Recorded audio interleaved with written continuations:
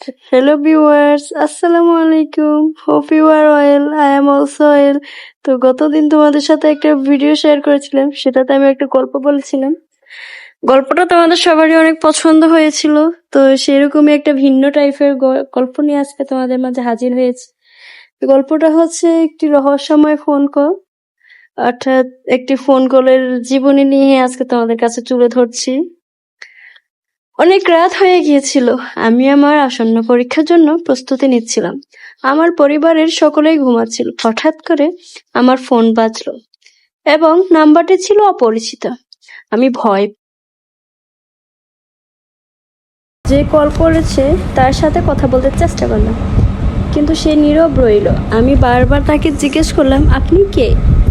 কিন্তু তার কাছ থেকে কোনো উত্তর পেলাম না। তাই আমি কলটিকে অগ্রাহ্য করলাম, পাত্তা দিলাম না। কিন্তু সে আমাকে আবার ফোন করলো।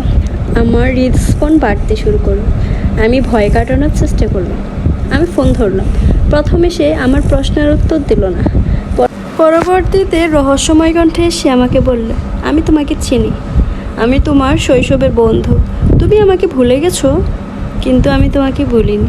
কথা বলে সে তার মোবাইল ফোন বন্ধ করে দিল। আমি তাকে কল করার চেষ্টা করলাম, কিন্তু তার মোবাইল ফোন বন্ধ ছিল। সে আমাকে তার নাম এবং কিভাবে আমার পরিচয় কিছুই বলেনি।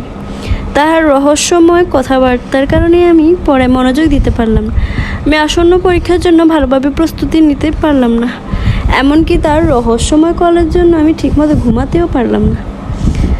দিনের আলো ফুটলে আমি তাকে আমার ফোন থেকে আবার কল দিলাম, কিন্তু তার মোবাইল ফোন বন্ধ ছিল। ব্যাপারটি আমার উদ্বিগ্ন বেড়ে তুলল। আমি ঘটনাটি আমার বন্ধু রফিকের সাথে শেয়ার করলাম। রফিক আমার মনকে হালকা করার চেষ্টা করলো এবং বলল, যদি সে তোমাকে চেনে তবে সে অবশ্যই তোমাকে আমার ফোন। এবার আমি একটু আশ্বস্ত হলাম যে যাক, তাও একটু দুশ্চিন্তাটা কমলো। নির্বিঘ্নে পরীক্ষা দিতে লাগলাম। তখনই হঠাৎ করে সেই অচেনা নাম্বার থেকে আবার কল আসলো। তখনও সেই আগের মতো প্রথমবার কেটে দিল, কথা বললো না। এরপর একটু বললো যাও। তাও আমি তার কথার মর্মার্থটা বুঝলাম না। দুঃখের সহিত তাকে বললাম, তুমি কে ভাই? আমাকে তোমার পরিচয় দাও। শৈশবের বন্ধু বান্ধব, কিন্তু কোন স্মৃতিটা তুমি আমাকে মনে করে দিতে চাচ্ছ? কিন্তু সে কেটে দিল, আমার কল আর ধরলো না। দিন যায়, মাস যায়, বছর যায়, কিন্তু তার সাথে কথা আমার আর হলো না।